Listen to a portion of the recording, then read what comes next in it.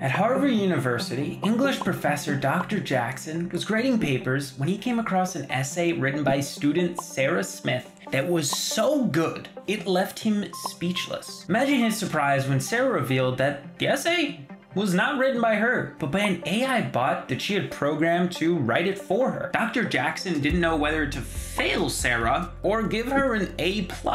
Dr. Jackson is not the only professor in this situation. Professors worldwide are being forced to change the way they grade because of a new OpenAI chatbot named ChatGPT. According to OpenAI, November 30th, 2022, ChatGPT is a large language model AI trained on a massive amount of text data and capable of understanding and generating human-like language in response to questions and requests through its website interface. With its release, ChatGPT has brought with it simultaneous alarm and optimism. According to an article by NBC News in 2023, nearly 4 out of 10 Americans say they are more concerned than excited for the future of AI. Some are worried about their jobs, and others are terrified that something knows their search history. If you think ChatGPT is some fad, think again. Its release has kickstarted an AI arms race, the likes of which has only ever been seen when McDonald's released its signature Szechuan sauce. OpenAI has already released its GPT-4 in early 2023, and according to Vox, Google has invested $300 million in ChatGPT's rival Anthropic, and Microsoft has invested $10 billion into ChatGPT itself. AI is here to stay, and as AIs like ChatGPT pervade more of society, college students like me have to evaluate our relationships with AI tools. While ChatGPT and other large language models have their issues, we should see them as much the same way calculators are seen for mathematics now, as our personal R2-D2s to help us navigate the universe. While I focus on ChatGPT's effect on college students in this video, the things I talk about are applicable to everyone evaluating their relationship with the tool.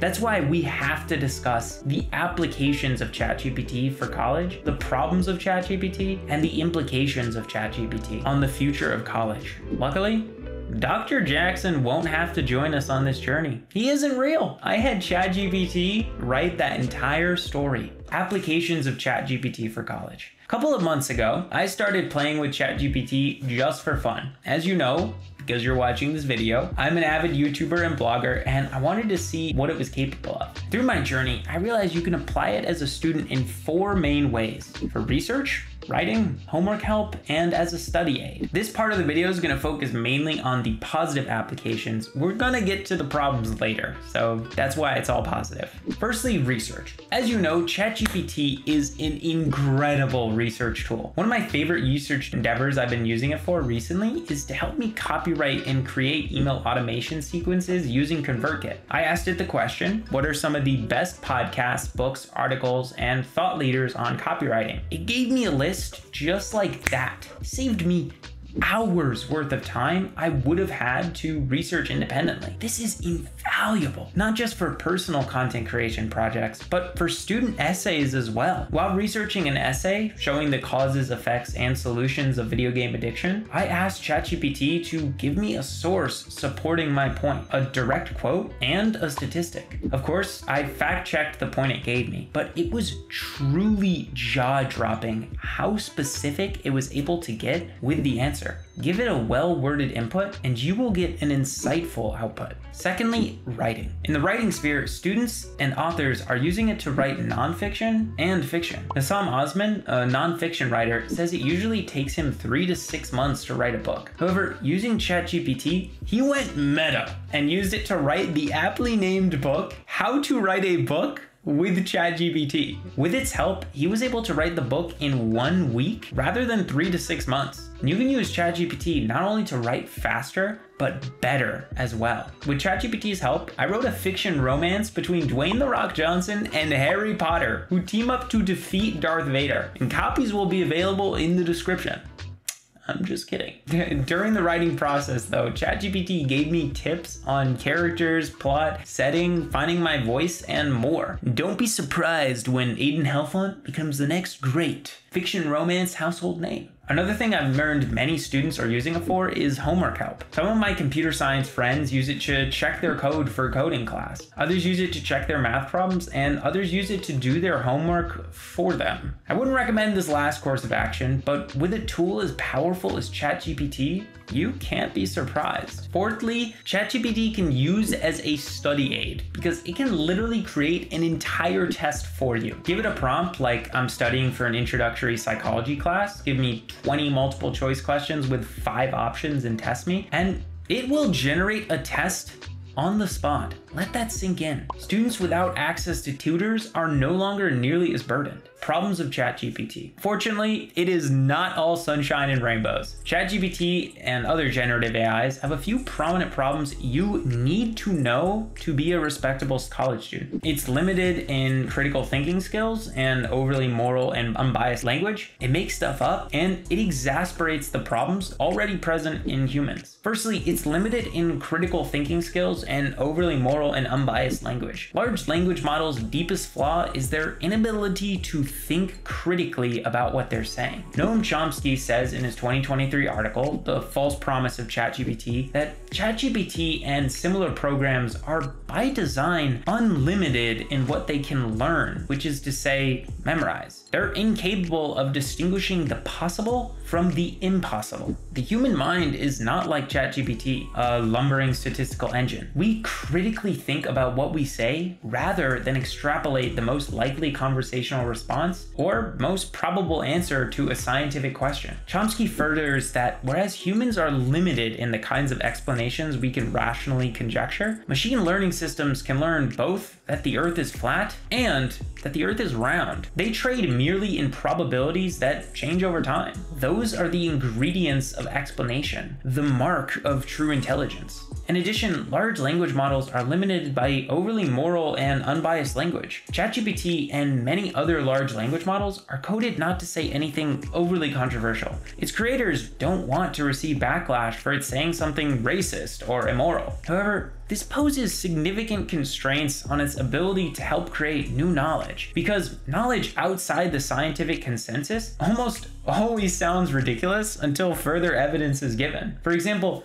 the theory of evolution was seen as blubberfush and still is by many today, despite the mountain of evidence supporting it. But because Charles Darwin was okay with pushing against the backlash, the evidence continued to stack up, and more people rallied in support of it. But because ChatGPT and other large language models aren't capable of this, they will have limited use cases in creating new knowledge. Secondly, it makes stuff up. ChatGPT is known to make up sources. I was asking it to show me evidence that some game-related skills don't translate to real life, and it gave me sources. But when I fact-checked them, they linked to the journal Science on an article about recessive genes in papayas. Not at all what I was asking for. This is why you have to always fact check to ensure ChatGPT is giving you valid and reliable information. ChatGPT loses validity and use the more in-depth the topic you go. The more in-depth you go, the more likely it is to make stuff up and struggle with the nuance of the research topic. It doesn't have the same care for words as a human academic does. As a result, it can use it in a way that confuses the questioner. It should remain a tool for brainstorming and learning the general idea of a topic because of this.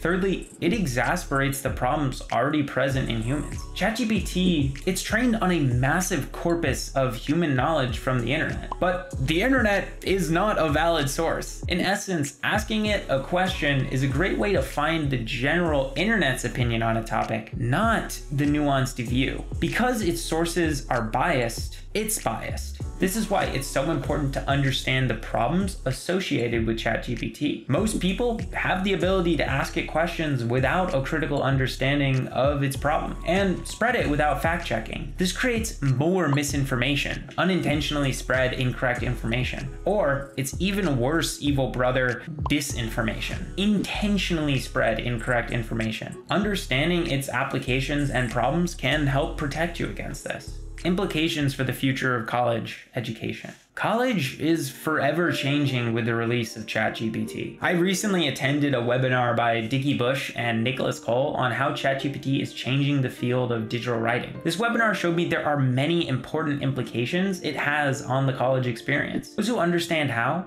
will rise to the top, and those who don't will fall to the bottom. And here are the 3 implications I believe it has on the college experience. It's creating a paradox of abundance. It's making students ask whether they're going to stay doers or become thinkers. And it's making students' perspective the most important thing about them. Firstly, it's creating a paradox of abundance. The quantity of bad information is getting higher, as students can use it to write essays, do homework, and answer problems without any input on their end. However, the quality of good information is also increasing, as students who know how to think are using it to bolster their student work rather than replace it. In effect, the quality of student work is getting higher, while at the same time, the quantity of bad student work is also getting higher, creating a paradox of abundance. Secondly, it's making students ask whether they are going to stay doers or become thinkers. Traditional schooling makes students into doers. It's built on the premise of preparing students for factory jobs from the Industrial Revolution. But with ChatGPT, the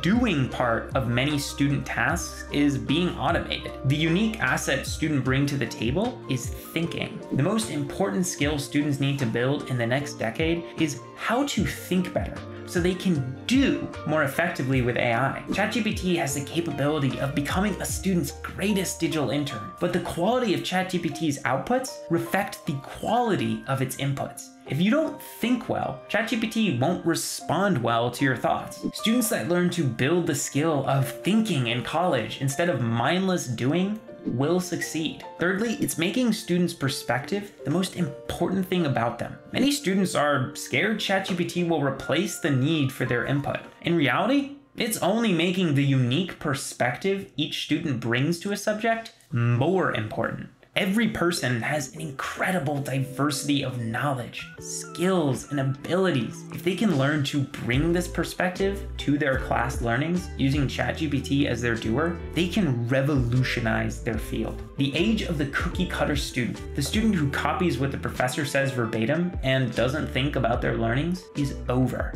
You now know the applications, problems, and implications ChatGPT has on the college experience. You're above 99% of people in your readiness to join the age of the student thinker. Question is, are you going to take the leap?